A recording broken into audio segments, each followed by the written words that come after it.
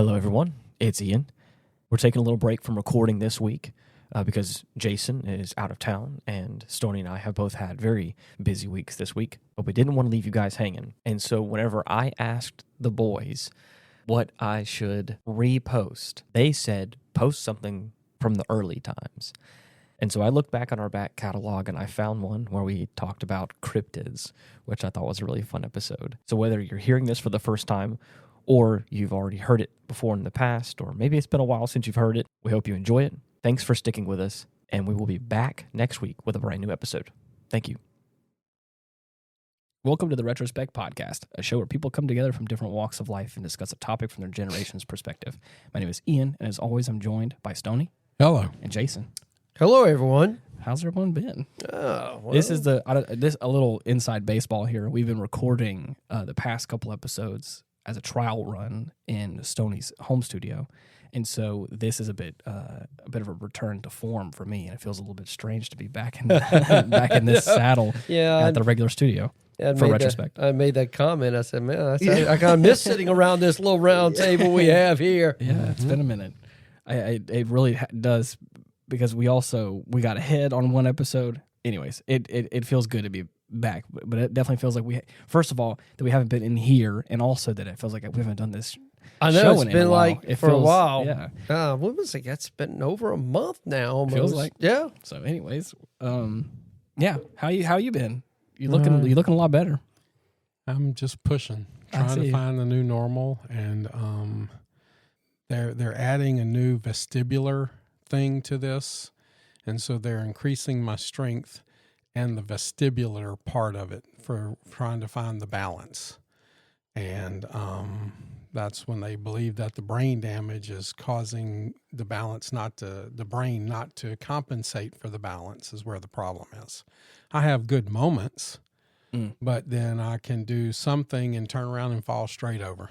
Oh, gosh. Fall down the steps, fell off the toilet once. Just stupid things, and it's just trying to find the new norm of what's going on. So, Yeah, well, Stone, I knew. I mean, I've said it before that I knew this was going to be a long-term challenge for you, and it's looking that way, that it's going to be long-term. I would love nothing more to be back at work tomorrow, but I don't think that's going to happen. No, I don't think you can do that. Because even the last time when we met with the main doctor, okay, well, good. We'll see you in 2 weeks. And he's like, I'll see you in 3 months. I'm like, gosh. What? No. I said, I'll see you in a month. He said, I'll see you in 3 months. And I think that's kind of key, because the physical therapy part is in 6-week increments. Right. And so they want a group of 2 things to happen before they get with the physical therapist and the speech and memory therapist, and they combine all their information and then start the next determination of what they're going to add. And now that I had that vestibular test, they're adding more, not just the strength training, but the vestibular part to really push to see the balance and try to push my balance into catching. And I mean, it's kind of crazy, the stuff that they do. I mean, they throw things at me, balloons and weighted balls, and oh gosh, and I'm going dodgeballs. Not dodgeballs, no, but it's crazy, and you have to stand on this pad, or you have to have one foot directly in front of the other one. I can't stand up more than 30 seconds regular without all this other, but they're hoping that the brain will continue to see the stimuli and increase and make some adjustments. Wow. And I tell you what, some days I am beat. Yeah, I know. I can imagine that's very taxing. The people at the physical therapy place are amazing. They're really sweet. They're nice. They believe everybody's family, and they just treat you so well, and I appreciate them. But I have to be just this, oh, here he comes again kind of a person, because it's frustrating for me, and I try to keep a positive outlook, but it's demoralizing. Yeah. not to be able just to do some of the simple things that I could do in life. Right. And now I can't. And then little things affect that. You know, I've been also, the last time we met the neurologist, he diagnosed me with anxiety and depression. Y'all know me. I'm not a depressing person. But this is just starting to take a toll, a daily toll. Some days are good, some days are bad, but I'm just trying to get it all figured out. Right. And, you know, I love my wife for putting up with me. Miranda's awesome. Yeah. So, yep. Well, I just realized that I jumped straight into this episode, and I don't think I fully remember what we were talking about today. We are going to talk about, I believe, cryptids.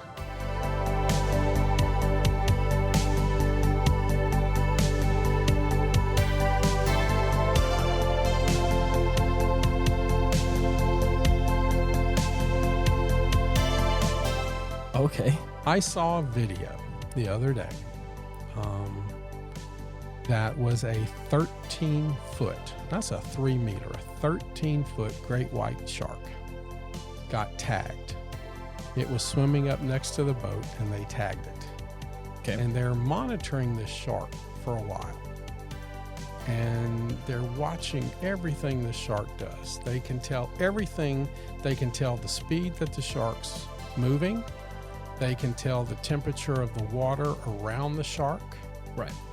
And all of a sudden, while they're monitoring this shark, it goes as fast as they know a great white shark can move down the cliff. And all of a sudden, the water goes from 35 degrees to 72.8 degrees. Wow. Instantaneous. And it stays at 72 point something for 5 days. And then they found the tag on the beach, which means in 5 days, something completely ate the shark, digested it, pooped it out, and the tag, because I think the tags float. If it gets dislodged, they can go back and collect the tag, and it wound up on a beach somewhere. What can eat a 13-foot great white shark in one bite? And Miranda and I started talking about megalodon, and that's what these people were talking about here, megalodon. Right. This is one of the true cryptids out there. And I thought it might be kind of fun to talk about this from a generational perspective because, you know, George Washington, when he was president, didn't even know dinosaurs existed. It wasn't until, the early 1900s or 18-something. I don't remember the dates. Here we go with my brain again. George Washington didn't even know what a fossil or a dinosaur was. Right. And then a couple years later, they discovered the first dinosaur fossil. And so when I was a kid, we had Bigfoot and Loch Ness Monster. And now we got Mothman. Mothman, that's a big one. Megalodon, you know, Chupacabra or whatever now. Chupacabra, you know, what's out there? Well, I will tell you, I did a little. I was looking some research on that particular incident that you talked about, and I don't know if this is another one, but there's a couple of them out there. Well, in 2000, this is the one I saw was in 2003. A guy by the name of Dave Riggs, they tagged a 9-foot great white off the coast, the southern coast of Australia. And what they were tracking is their migration patterns. And what happened was the shark just disappeared off their tracker. Well, sometime later, the tracker shows up on the beach. They pull the tracker, they pull all the data off of it, and come to find out the shark did suddenly descend about 1,900 feet. And the key was the temperature of where the depth at which they're showing temp. So it was showing I think a 74 degree temp at about 1,900 feet. where water is normally around 44 to 45 degrees Fahrenheit, if I remember right. It depends on where it is. but Yeah. yes. Mhm. And so they, of course, now that just like you said, what exactly can devour a great white shark of that size? So, of course, they go in and talk about all your usual suspects. Okay, was it orcas? Because we know orcas now eat great whites. But they take bites. They take out of it. bites. They're not big enough to eat a 9-foot or a 13-foot great white in Right. one bite. So they mention great whites, but the problem with great whites don't go down to those depths.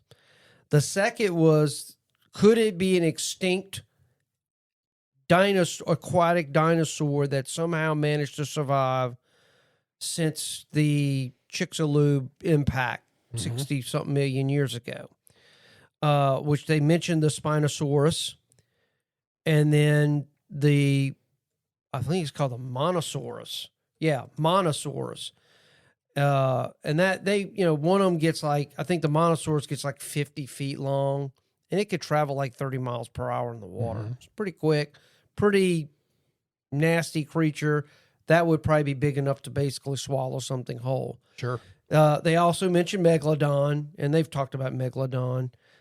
Those get up to about 60 feet in length at the time. Or more. Right. They said supposedly those went extinct about 3 million years ago.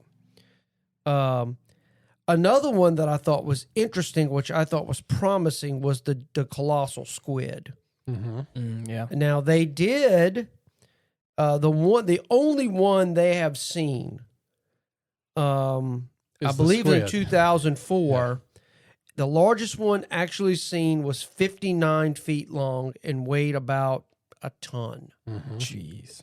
I can only imagine what something looks like. But the Gosh. problem with the giant squid, or the colossal squid for that point, is their body temps don't get as high as what the tracker was showing. So that basically knocks that out. So now they have kind of settled on and I don't know how much truth there is. And when they say this stuff, I don't really know how they know this, but they said that now the consensus is among biologists is that it was a colossal great white suffering from gigantism.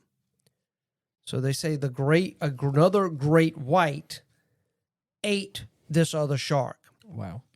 Which they said this colossal was about 16 feet long.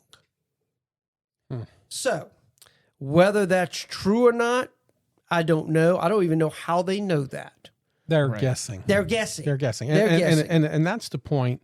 And I'm glad you kind of went there, because I did a little research, and in a study exploring the belief in unexplained phenomena, including cryptids, a significant portion of the American population has shown a belief in these entities.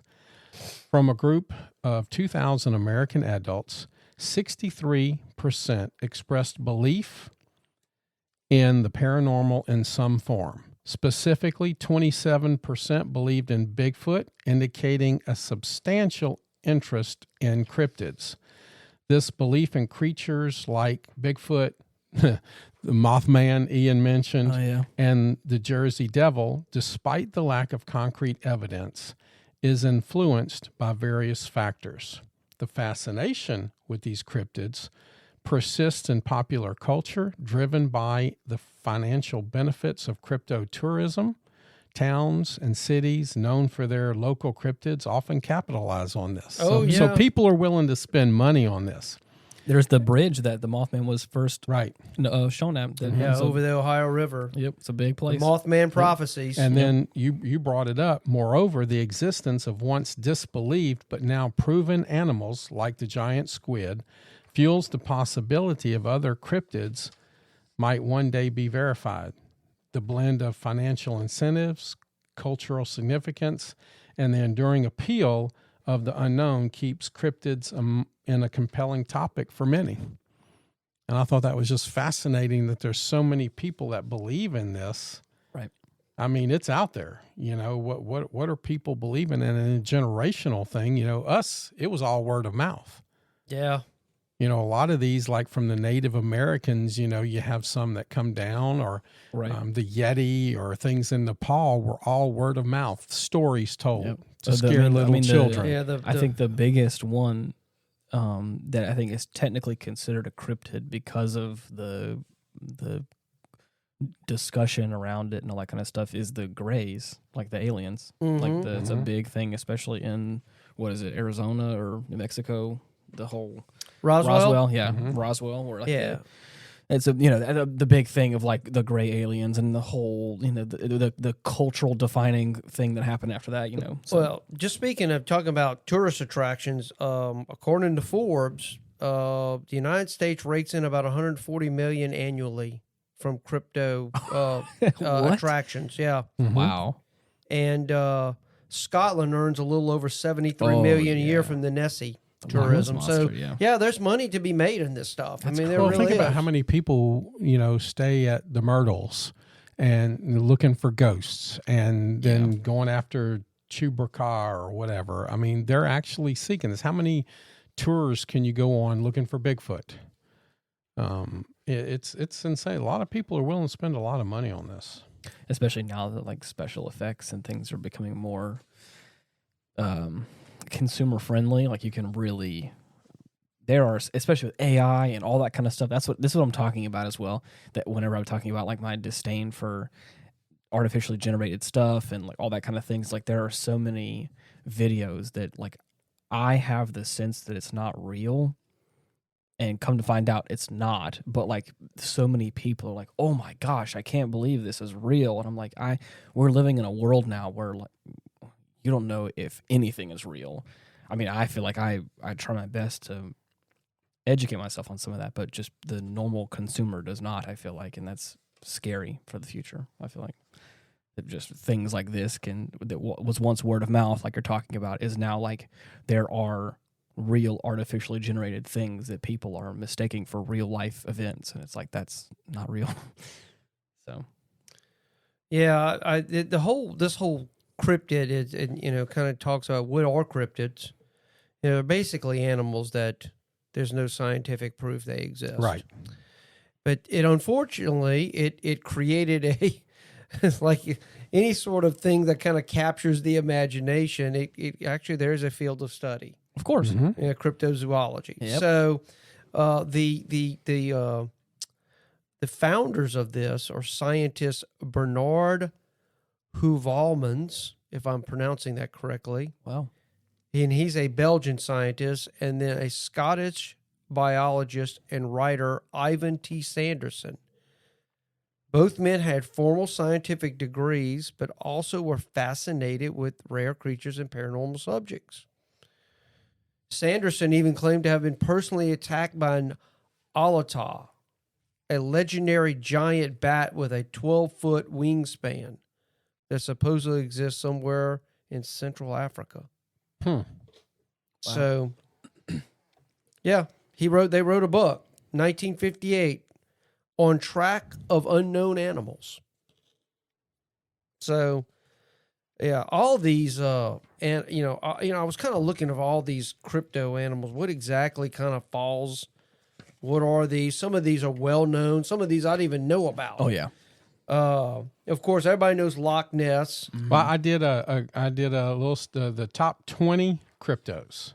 There you go. Number 1 is Bigfoot Sasquatch. Number 2 is Loch Ness. Number 3 is Yeti, or the abominable snowman. Number 4 is Chupacabra. Mm-hmm. Number 5, Ian's Mothman. Number 6 is the Jersey Devil. Number 7 is the Kraken, which is, I believe, coming from a Scandinavian viewpoint, if I'm not mistaken. Number 8 is El Chupacabra, which is Puerto Rico. And then there's Mokele Membe. Yeah, I saw that one. Yep. Then the Thunderbird, which is number 10, which is Native American mythology. Right. Yowie, Bunyip. oh the bunyip, yeah, Yep. Bunyip. Okay. Dover Demon, Flatwoods Monster, and Even Miranda and Ian's Canada has one, the Okobuku, the Loveland Frogman, the Kappa, Wendigo, and the Mongolian Deathworm.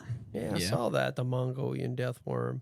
Another one I saw was the Wampus cat. Did you see that one? That wasn't in this list, but it's... It has its roots in Cherokee folklore Okay. and Appalachian legends. Mhm. It's a 6-legged feline. Oh, wow. Okay. Yeah. Yeah, it's a legendary creature steeped in Appalachian folklore, rooted in Cherokee mythology. The tale tells of a woman who, after eavesdropping on a tribal ceremony, was cursed and transformed into a half-human, half-feline beast. Oh, wow. Wow. Descriptions vary, but it's often portrayed with a human face, feline body, and a haunting cry. Yeah, you Oh, got to that wonder sounds how like many a- of these popped out to keep kids from misbehaving. Oh, you know? 100%. Yeah. That's like the Brothers Grimm or whatever. Yeah. That's all the nursery rhymes. What about the Little honey? Red. What about the Honey Island swamp monster? Gosh. That one's close to It's a little close to home. close to home. Mm-hmm. Originating from Louisiana's Honey Island swamp. The creature's myth involves a circus train derailment What? in the 1960s, supposedly releasing chimpanzees in the wild. Given how similar the Honey Island swamp monster's appearance reportedly is to Bigfoot, it seems particularly unlikely that such a creature descended from chimps. Wow. Described as ape-like with gray hair, yellow or red eyes, and a foul odor, the monster has been linked to lore of native tribes such as the Choctaw and the Homa. 2 air traffic controllers reported the first documented sighting in the 60s.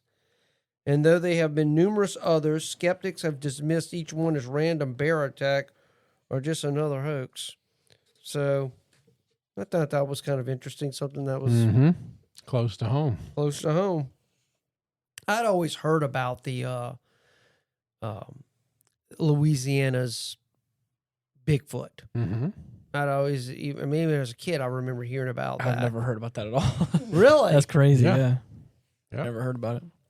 Well, see, I would think from a generational standpoint. See, I'm thinking about growing up. What were some of the things that were prevalent, during those formative years for me? Yeah. And I would venture to say Bigfoot was a huge part of that because I think really that craze started in the 60s. Oh, yeah. After that famous picture was taken, and some would say that was all fake and the guy supposedly all that, but you never know.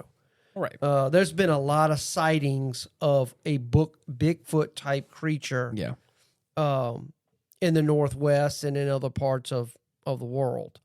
So I'm not necessarily discounting it. Sometimes people may discount a story under pressure. Right. Right.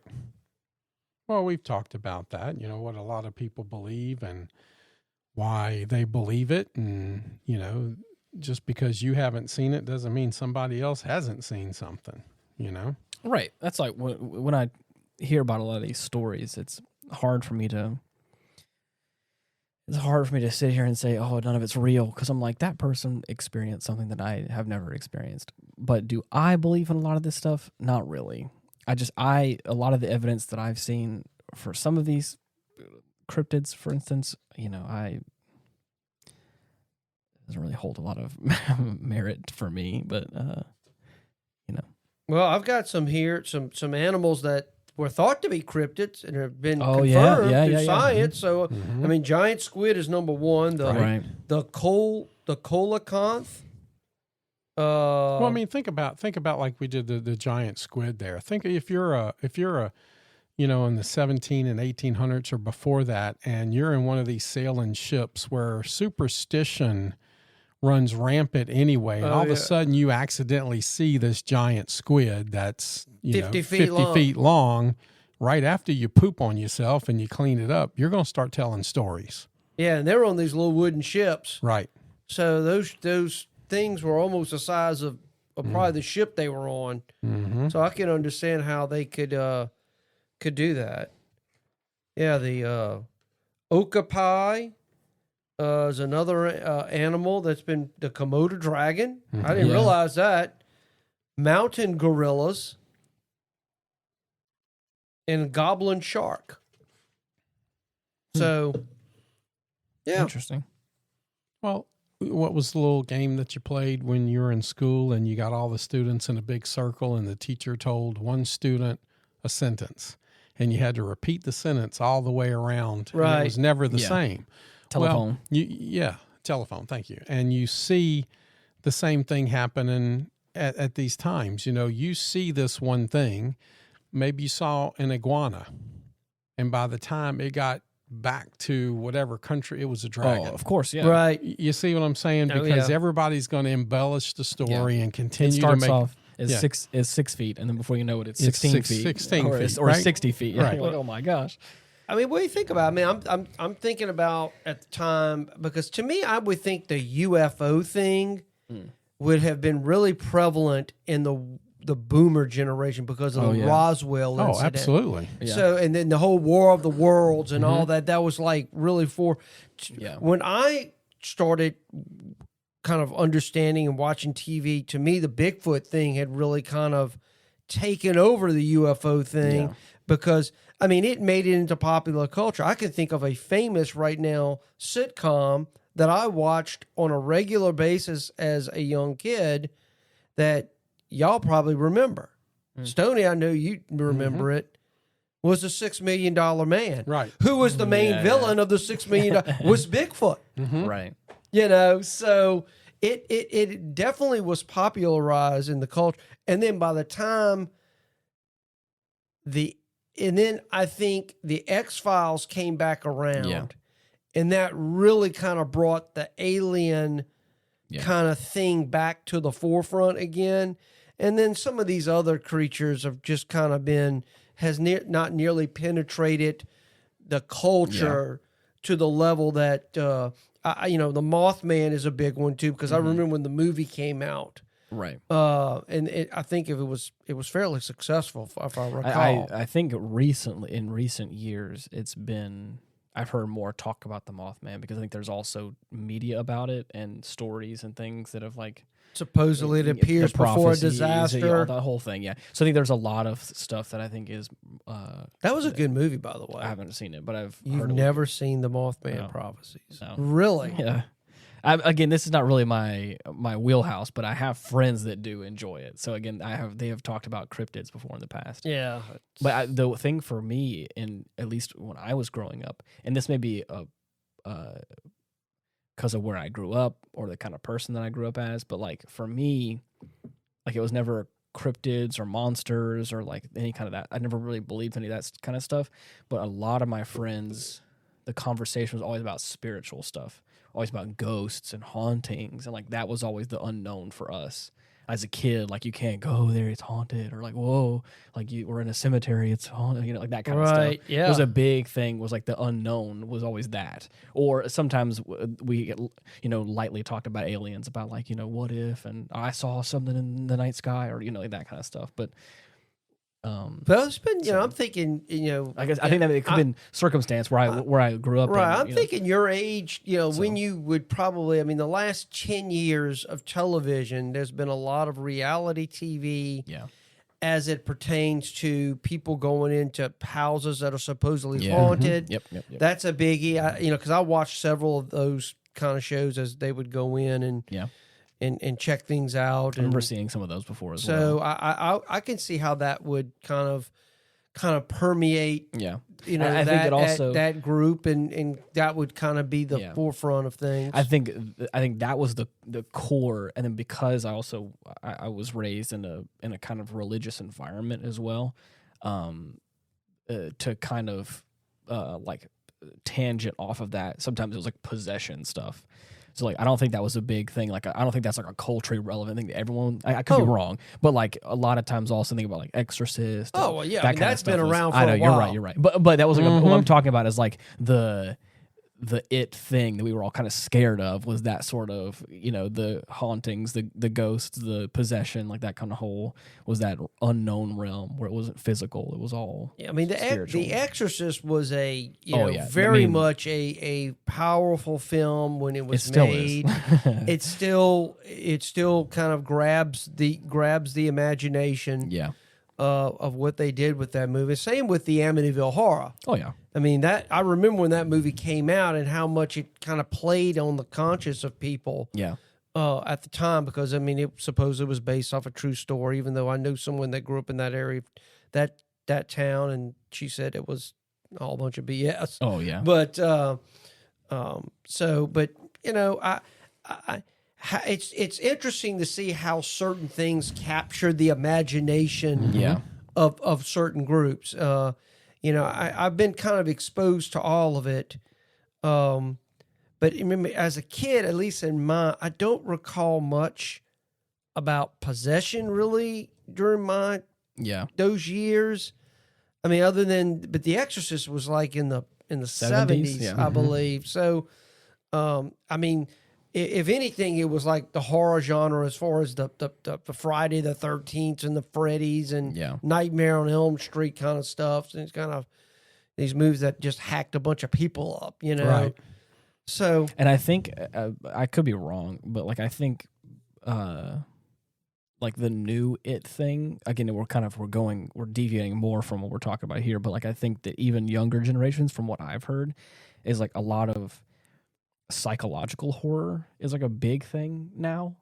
Like it's all like mind games, playing with your mind, the perception of reality, and like all that kind of stuff of like almost like a Matrix. Yeah, it is a little bit. It's like a subgenre of like horror films and stuff, but it's like it focuses on like mental and emotional, like psychological states and like things that aren't perceived, all kinds of sanity and all that kind of stuff. It's like a big thing that I've noticed. Well, that's a big thing that I think it is generational. Yeah, right. Because everybody has something. When I was kind of growing up, I wanted to take a boat into the Bermuda Triangle. That's what I wanted to do. I wanted to go right into the center of the triangle and see what's in it. And shout to the heavens. And to something. And I thought it was UFOs, actually. Right. I really just thought that they had some base there and something was happening and just making ships and planes disappear. Yeah. And so it is very generational. And, kids today, they have more access to the information on the internet. Whereas when, I was growing up, it was books like Chariots of the Gods and Us Talking and newspaper articles and magazines talking about, Bigfoot, Loch Ness Monster, and the Bermuda Triangle. And it was just fascinating back then because you actually had to use your imagination more than pulling up a whole bunch of information that somebody's put on Wikipedia or something else that is their belief and you're just reading it and taking it. You actually had to use your brain back then and come up with some ideas. Right. And your own fears or your own wanting to go into the Bermuda Triangle or be an adventurer and go find Bigfoot. Think about how many people have gone to looking for the Loch Ness Monster. Oh, yeah. Just to take a picture. There's only been, 2 pictures of the whole thing. And how many people actually go there and spend good money hoping to get a picture of the Loch Ness Monster? Right. Well, there was a special I saw on one of those TV programs. The one where they brought the submarine down there looking for the Loch Ness Monster? No, not that one. I'm just talking about in general. But this was about Bigfoot. But it was based off. It was a story. It was a Louisiana man. Mm-hmm. I think it was in North Louisiana, if I'm not mistaken, where this takes place, if I remember right. But he was out hunting and came across several of these creatures. Gosh. And literally fled, and he left, and he went to his deathbed. He said he never went hunting again. You're talking about someone that hunted your entire life, and all of a sudden he goes, "I lost my courage." Yeah. And so and like as that kind of stuff. I wish I can find where that's at because when I was thinking about that, it was like I like a story like that where someone feels like they had an experience like that. I mean, I can't say that person's wrong at all, because if I was in the same position, I'd probably would do the same. It's crazy. I'm pulling something up here. To kind of just talk about for what I was bringing up a second ago is like the movie Get Out, or like Midsummer, or like great like psychological horror movies. That The Shining is another big one of like those kind of films that really play into the losing of the mind, and the whole that kind of stuff. Well, this one in Louisiana, so it took place in 1981, and the guy's name is Mike Woolley. Yeah. So if I'm trying to remember if this was what that story was about, it was really good. Yeah. And it made me really think that, you can kind of tell when someone is BSing. Oh yeah. When all of a sudden a guy that has been hardened and grew up in the woods all his life, all of a sudden it's become scared to go in the woods. Mm-hmm. Something happened. Oh yeah. Right. He encountered something out there that absolutely terrified him. Yep. And anybody that's been in the woods at night, I'm talking about like area, that's a harrowing experience. If you're not, I could see how someone can feel very vulnerable. Oh yeah. Especially like I've watched some videos that, and this is where my mind goes. I feel like I'm a very logical person. I feel like, and I feel you can explain away a lot of some stuff.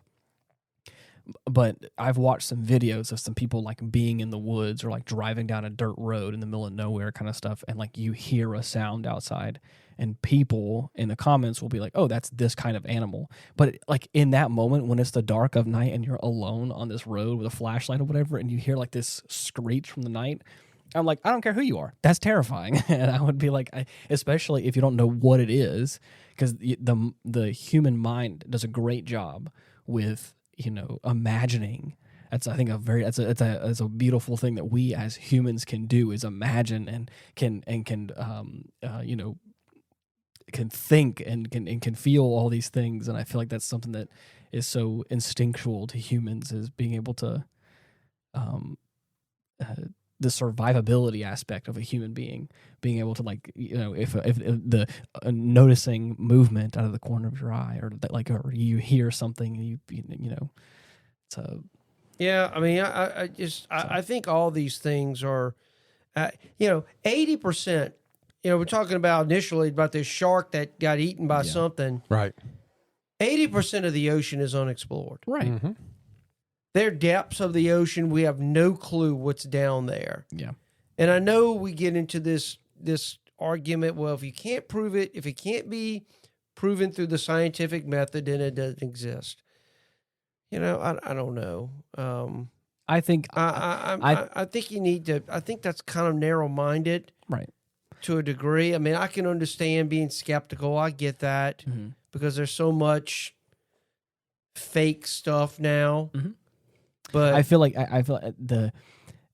it's nice to have rules. It's nice to have boundaries. And it's nice to know that we have some kind of rails.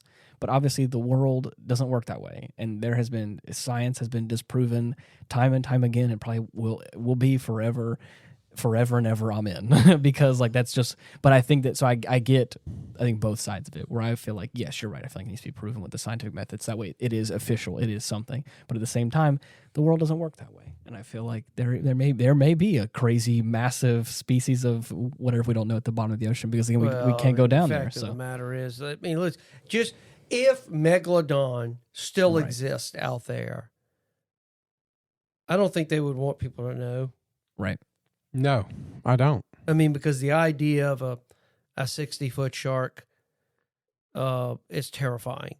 Yeah. I mean, that would be absolutely terrifying. Well, I mean, the only thing that helps us in that is statistically in America, you have a greater chance of being killed by the Clintons or their cronies than you do actually getting bit by a great white shark. Oh, there's no doubt. So, yeah. Yes. Yeah. Now, did Y'all saw that video of that Russian surfer that got eaten by those tiger sharks or whatever? Yes. That was horrible. Yikes. That was absolutely horrible. I mean, the idea of, I don't know, to me, the idea of just sitting in the water like that and what's coming up from the bottom, you don't know what's coming up to get you. I mean, I can only imagine the what was it, the USS Indianapolis went down and all those sailors went in the water and they all clung to each other in the water for like days. And while the sharks were just picking them off one by one. Gosh. I mean, that's just, I can't even imagine that. But yeah, to me, I think right now the big thing is aliens. I really do. That the alien thing to me has become the forefront of what I would call cryptids, because I don't hear too much about Bigfoot too much anymore. Every now and then you hear something about the Loch Ness Monster. Yeah. Some of these other animals, like occasionally you'll hear the Chupacabra, that maybe that name will pop up every now and then. Matter of fact, I think there was a story along the Texas-Mexican border of a particular creature that fit the Chupacabra description that was spotted. Crazy. So I'd have to go back and pull that news story, but there are people saying the Chupacabra actually exists. Now, some would say it's either like a wolf or a coyote has mange, has lost its hair, and it's just kind of a slick body and it's kind of wrinkled and everything. But I don't know if I'm open-minded when it comes to these things. That I think it's feasible to think that a Bigfoot exists or a 60-foot shark exists out there somewhere, or some sort of prehistoric creature that somehow managed to survive and evolve in a different way over the years, over millions of years. I don't know. I mean, to me, it's like the idea of somebody saying, well, there's nothing out there. It just seems like the people say, well, there's no aliens out there. How do you know that? Right. When you make that claim. Until you can honestly cover every square inch of an area and say, okay, there's nothing here.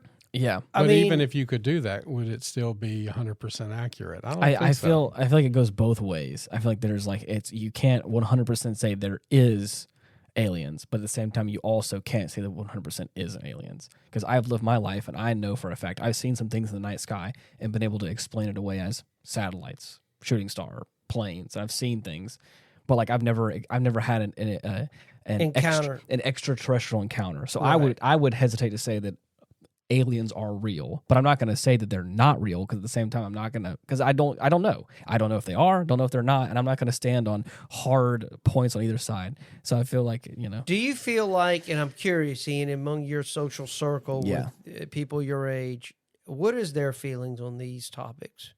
Will you feel like there's a propensity to be open-minded and kind of, I believe they exist, or is it they're more skeptical?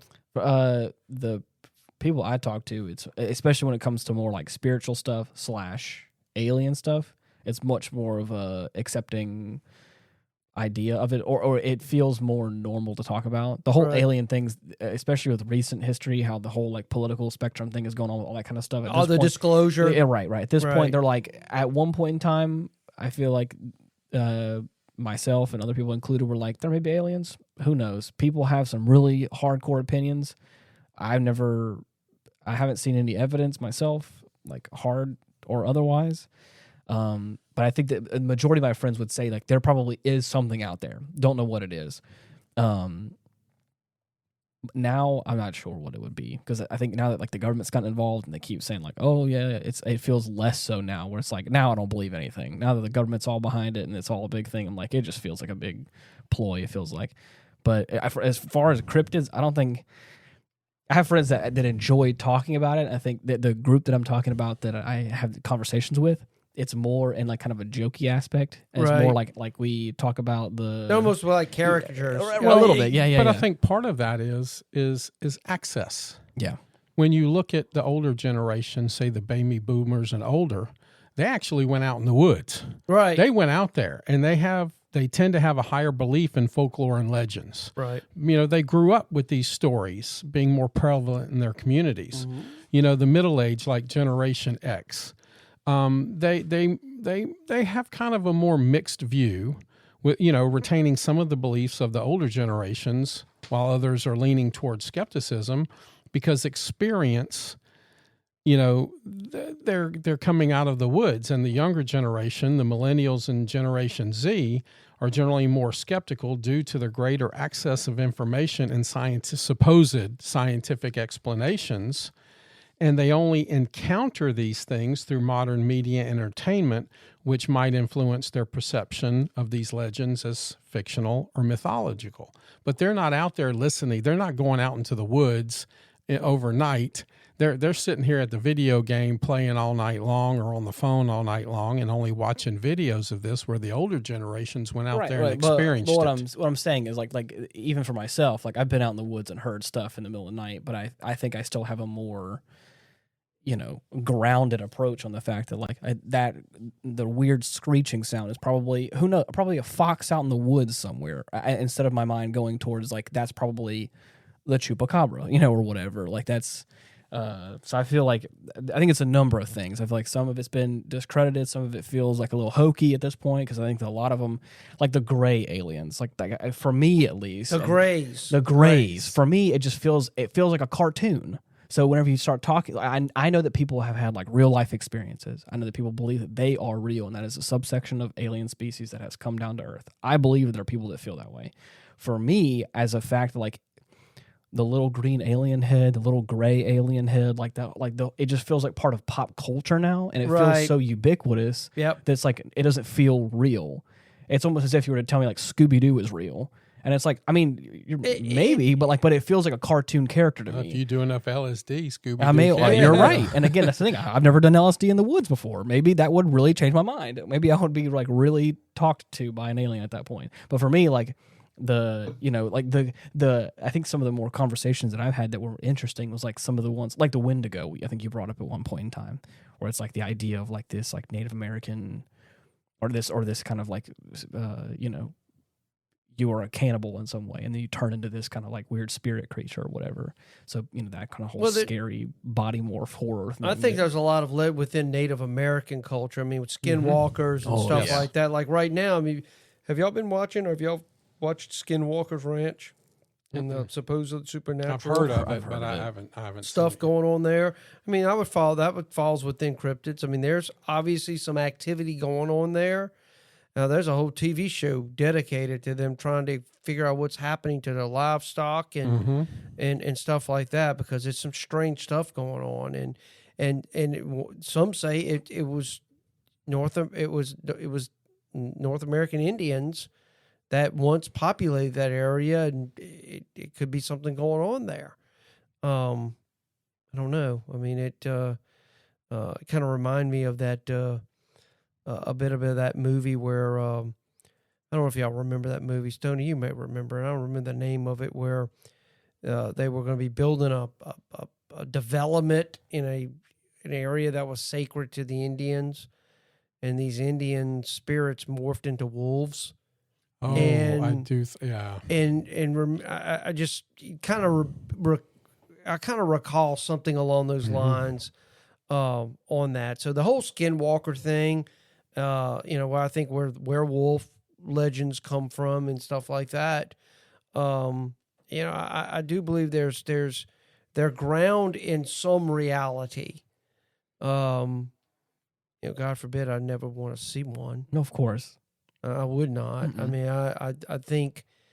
I think people that experience these things, I can only imagine their frustration and hopelessness of going and trying to explain to people what you just witnessed or potentially experienced. Right. It'd be almost like dealing with a a haunted house Yeah. and strange things going on in the house that you can't explain. That no one is ever going to look at you and take you serious Right. until they themselves experience it, and all of a sudden it's, all of a sudden things change. So, I think there is I do believe a lot of people sometimes overthink this stuff. Yep. I think as we have evolved as technology, now we have Google Maps and satellites basically mapping every bit of the globe you can find. Right. The world is a little less mysterious. Yeah. And when the world becomes a little less mysterious, we want mystery Of course. in our life. We want to believe Yeah. there are just some things out there We don't know about. that we don't know about. But then think about it from the opposite side of that. When all these legends were starting, all they had was superstition, and you didn't know what was right past your vision. And when you combine lack of education, because they didn't have education back then, they didn't had have- experience. all they had was what is it? And Right. then you start telling stories, and you want to keep your kids from misbehaving, and all of these things start coming out in stories, and you come up with legends. I feel Yeah. like I said before about the beauty of being a human being is is the creativity and the imagination. And I feel like even myself in the dark of night, I may have seen something, and a lot of times the more logical option is it's nothing. If I go check it out, a lot of times my mind was playing tricks on me, or my vision was playing tricks on me. And I feel like that's where my head is at with a lot of this stuff. Because I feel like there are people that will experience something, and instead of like going to check it out or whatever it may be, I could be generalizing, but take that and then run with it and be like, I saw something in the dark of night that I can't explain. And it's like, it could have been your imagination. It could have been something. Who really knows? Like we were saying before about the Chupacabra. I was reading a little bit about it, and apparently the name means goat sucker. That's Right. what the name Yeah. is. And apparently, like the reason why it has that is because it attacks livestock. It eats chickens, goats, and other farm animals and pets, and is reported in that sort of area of Mexico and America and all that kind of stuff. And it, like for me, like the logical options, like you said before, but the fact that it's probably some sort of coyote, some sort of hyena, some sort of weird dog thing that is all manged up and gross. But in the dark of night, when you just glance at it, It looks strange and especially- unusual. Yeah, and then if you don't, like I said, if you don't go check it out, and you're just like, oh, I'm out of here. Then at that point, again, like you were saying with the game of telephone, the longer you go away from like the actual events, the longer your memory goes away from that actual time and place, is the more it starts to fabricate, the more it starts to become bigger and larger than life for even yourself or the people involved in the story, because you want to tell the story and you want to make it as scary as it was. And before you know it, this this coyote that has mange and all that kind of stuff is this, scary, scaly goblin creature. And you're like, I saw it. And it's like, well, was your mind playing tricks on you? Were being real? Or, were you, and then like you said before, LSD in the middle of nowhere is like, were you of the right headspace to be, that's where my mind goes. And so I feel like I'm a hard skeptic, and I think it's fun. I have to talk about it. I don't want to poo-poo anybody's ideas, especially if they had their own experience and they feel like they believe it deep down. I'm like, you can have that. But for me, I'm always looking for that. But how does it connect to? How does this ground it in like what really happened? So. And I love the video games that involve like scary stuff, and I love the stories of it all. It's fun. It is kind of, I love the campfire aspect of it. Let's all sit around and talk about some spooky stuff in the forest. Like, it's fun. But I think that's where I kind of leave it at that, at least for me. Well, speaking of having fun, Okay. next year's Mothman Festival is September 21st and 22nd. So That's in Virginia, isn't it's it? in Point Pleasant, Virginia. Yeah. And it commemorates the 1966 sighting of the Mothman. So I know Fallout's been having fun with Mothman. That's why I reference it, because I've heard a lot about it. And yeah, the game's apparently So yeah, so maybe that's something we all need to go to and check out. Go to the Mothman Festival. What do we need to bring to the Mothman Festival? I don't think you just bring yourself. I and see. Maybe you bring back a souvenir. Okay, cool. Love it. Good time. So yeah, it would be actually pretty interesting to kind of go to some of these festivals of some of these, creatures that kind of like basically these communities have adopted. Right. I think that would be pretty. I think that would be fun. I really would. Maybe a bucket list trip for me. Okay. Right. That's fun. Go check it out. Yeah. But no, the ocean is. I believe. Now, when it comes to the ocean, I don't know. All hands are off with that. Anything could be down there. I think the ocean invokes a certain degree of mystery. Yeah. Because we don't know. We don't know how.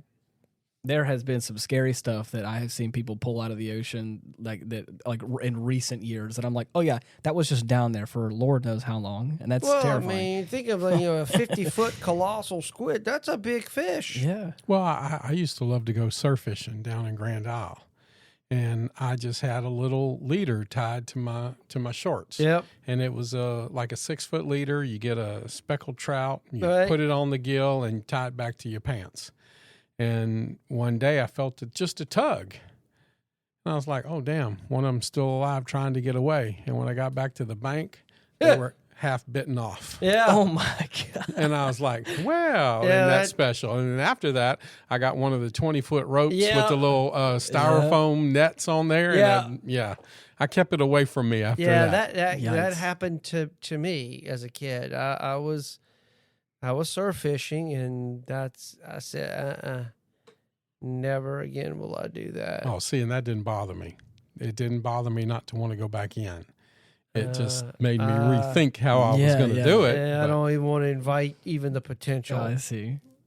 I'm not a big fan of open bodies of water personally, so I don't really got to worry about that. I love getting out in the water to like in the surf, and I'll a little bit just to. Yeah. You just got to learn how to start pendulum casting. I would just rather be in a boat. If you don't want to get in the water, or be on a pier, or be in a boat. See, I don't want to be that close to people. The boat is good, but a pier, no. You got rude I'm talking about people just some little rickety thing you can go out, or like the jetties. You can kind of walk the rocks a little bit.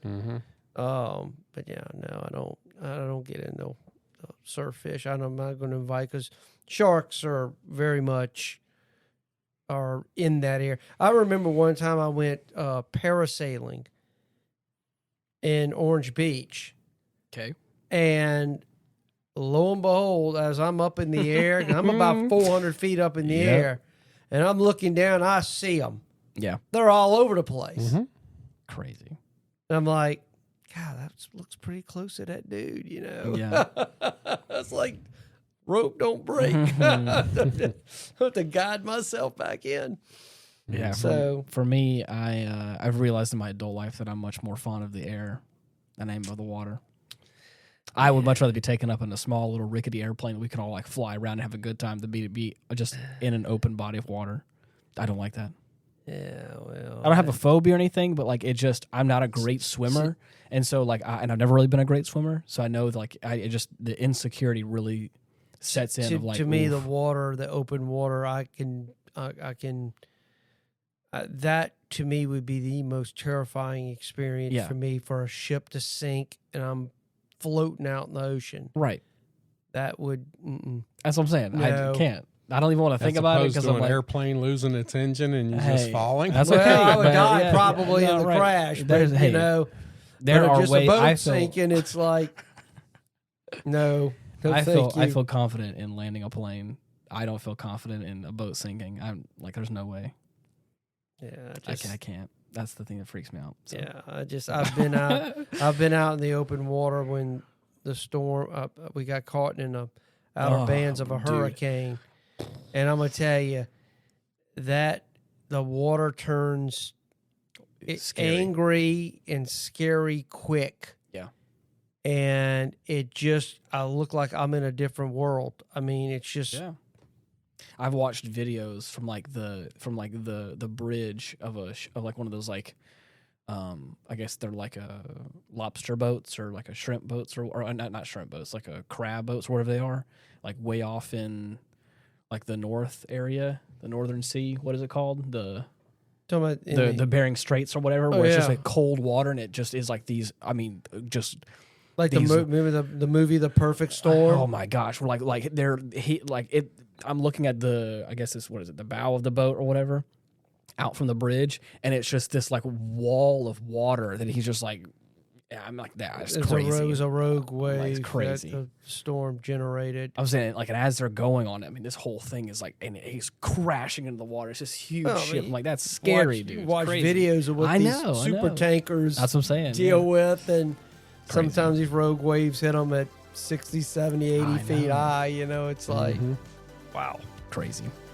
Well, anything else you want to touch on for this? Now that if you want to give us your fear, what you're scared of, you have any opinions about cryptids or aliens or spiritual phenomenon, we have a Facebook page /Retrospect Pod where you can give us your likes and dislikes on what you want in smaller format. If you have larger format questions or responses, we have an email address. It is getoffendedtogether@gmail.com, where you can send us all of those types of messages, because I'm pretty sure someone's going to have something to say about this, hopefully. But anyways, until next time, thank you so much for listening. Bye-bye. Goodbye, everyone. God bless. You're the best. Peace.